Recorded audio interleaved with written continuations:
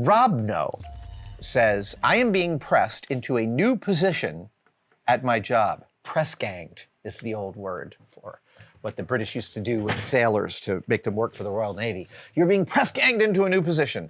Rob No goes on, while it is significantly more money, it isn't what I want to do. I should say I'm not sure I wouldn't ultimately enjoy what I would be doing, and the hours would be better for my family life. I am just happy doing what I'm doing, and I'm struggling with the change. I'm not sure what kind of advice I'm actually looking for, or maybe just some words of wisdom. I am a big believer in continually visualizing how you want your work and home life balance to be. It is a process, and it changes all the time. And frequently when friends have come to me and asked me to consult on a decision like this, I really often start by saying right off the bat that just asking the question is the important part of the equation. Am I happy in this job? Am I happy doing what I'm doing? Could I be happier? Would I be less happy? I have a really good friend who worked for a giant Fortune 500 company for 20 plus years. And they were on the ground. They were working in digital. They were basically in charge of their fiefdom. They could post the things that they wanted to. They had control over their output. And they were superiorly good at this job. And the company was very happy with their performance. So happy that they offered my friend their boss's job. And my friend turned that down because they didn't want to do their boss's job. Their boss's job wasn't the job they enjoyed doing. They enjoyed doing the physical work, the actual ground-based labor, talking to the public. They didn't want to be managing other people doing that. Now, part of this is because my friend is actually really brilliant, so it's also entirely plausible that my friend would not be able to find anyone to do that job as good as they were. But they turned down more money for more than a decade and a half to not take. They were repeatedly offered their boss's job and never took it. And I find a lovely integrity in that, because money is really, really important. And it is super important, and it's not everything. Both of those things are true.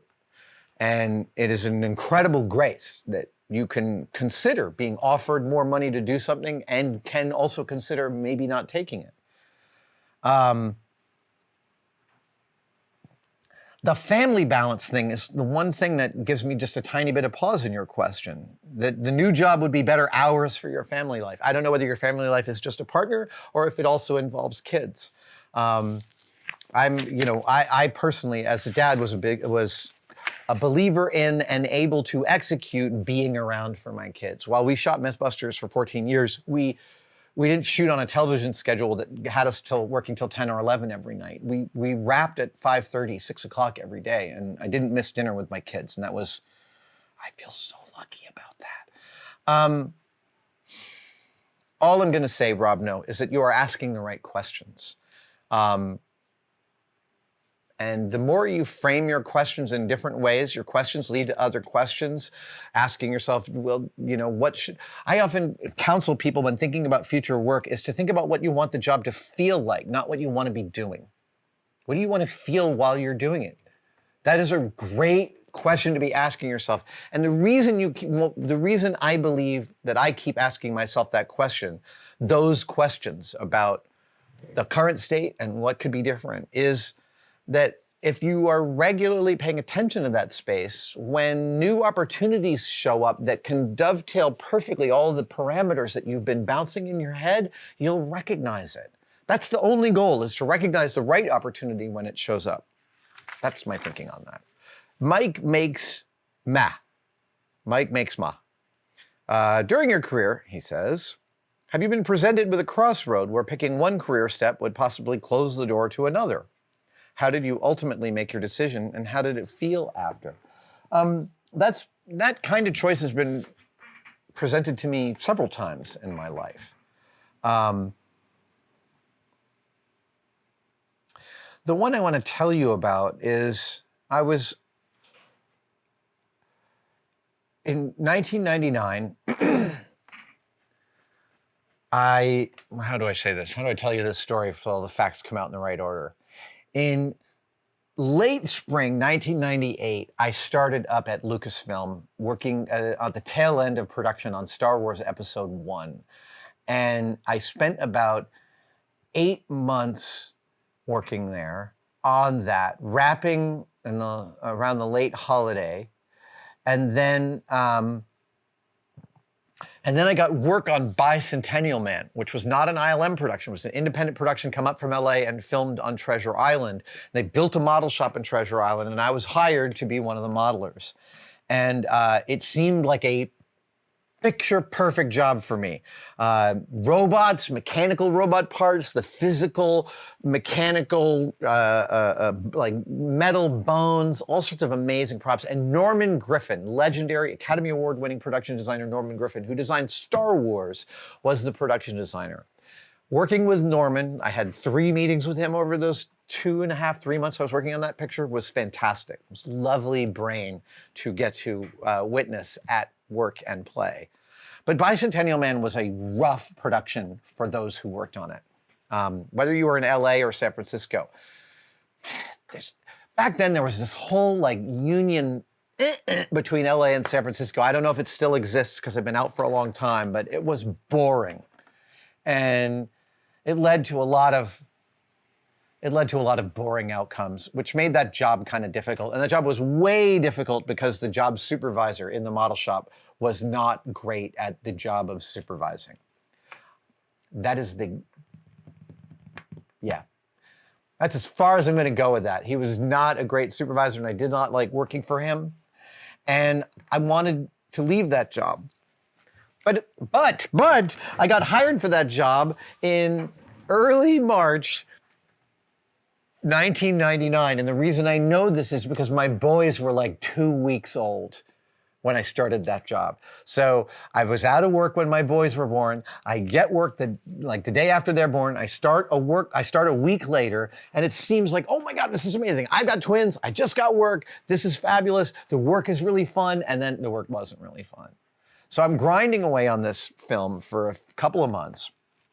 And don't get me wrong, I built some wonderful stuff. I had a lot of fun. The actual work on Bicentennial Man was spectacular. I met Robin Williams several times on set. I have all sorts of amazing stories about how generous and sweet he was.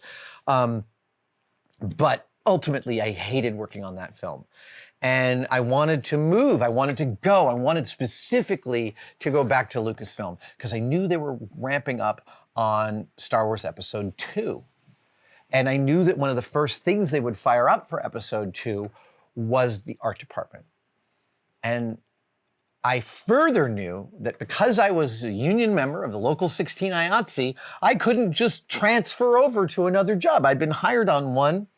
You can't just jump ship. I understand that. So I went to my wife. This is not the woman I'm married to now. This is the mother of my children. We were together for over 10 years. And we had just had twins. And I went to her and I said, I really want to quit this job. And she said, what are you going to do? And I said, well, I want to work on Episode 2. And I think the way it would work is that I'd have to quit this job. And then like a week later, I'll go up to have lunch at ILM and see if any of the supervisors are around. And maybe if they see me and hear that I'm free, I could get some work. That was kind of how you played the game. And she said, cool, I trust you. I trust you to quit this job that we desperately need in hopes of another one. And my gratitude to her extends for one more story beat. Because after I quit Bicentennial Man, before I finished, I gave 2 weeks notice, I wrapped up, I built the arm that's in the opening credits of that film, among many other hand props. And the arm was the last thing I wrapped my build on before leaving. And just before I was finishing my work on Bicentennial Man, Jamie Heineman called me up and said, hey, I've got a year's worth of work on Monkey Bone if you want it as a project supervisor. And I said, well, okay, what's the pay? And he said, well, it's this. And I was like, I'd really like a little bit more. And I negotiated a higher pay scale with him. And then I really pissed him off. because I turned down that job too. And that was another conversation with my wife. I went to her and said, I know I told you I want to work at episode 1, and I quit Bicentennial Man, and now this other work has shown up, and I really don't want to take that job either. And she said, I trust you. And again, I'm highly grateful for that partnership at that moment in time. It didn't work out, but honestly, that was a high point of our marriage, frankly. It was a really good thing because that trust was well placed. I did quit Bicentennial Man. I finished out the build that I said I would complete. Then about a week later, I went up and had lunch with somebody at ILM, and Steve Gawley saw me and said, hey, are you available? And I said, actually, yeah. And Doug Chang called me to work up at the ranch a couple of weeks later.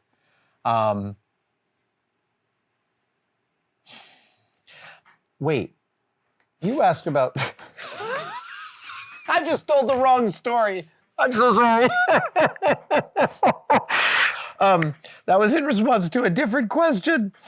That's hilarious. My notes are very funny. The question originally was about a crossroads for picking one career or another. And I went and told a story about picking one job over another. But again, I do think that answer is germane to this question. Because I was really, really, really focusing on what I wanted out of my career. I was focusing on the way I wanted to be executing it. And I was looking around and being like, this isn't it. And when I thought about going back to work for Jamie, I was like, that isn't it. And Jamie was really pissed at me for turning that job down, and like stayed pissed for a couple of years until we talked it out. And I told him the reasons and he actually agreed with them. It doesn't matter what they are. This is the same thing as the other question I was answering before. It's asking the questions that is the most important thing about what's important to you and where your priorities lie and where they might lie. My decision was made easier by having a partner who trusted me through the process. I'm very grateful for that because things would have been very different. My life would be very different if I had not quit that job. There would be other things going on. And at each stage in which some career fork happened, and in retrospect, I see, wow, I could have gone on and done theater stage design in one whole permutation of my life. I don't regret any of the shifts. I don't regret any of those decisions. I mean, why should I? I'm really happy with how things are in my life. In the world, not so much, but in my life, I'm very, very ecstatically pleased with how it is currently going. Ergo, I'm really happy with all the decisions I made. And I would, frankly, go back and make them all again. If you give me this possible outcome, I'm going to take this one every single time. Thank you for watching that video. Are you as sick of the tosses to membership as I am? Good, because here's a brand new one that I recorded today, and it's nice and short. There are 3 tiers to Tested membership, and they all offer awesome stuff. Find out about it by clicking the join link below. We'll see you there.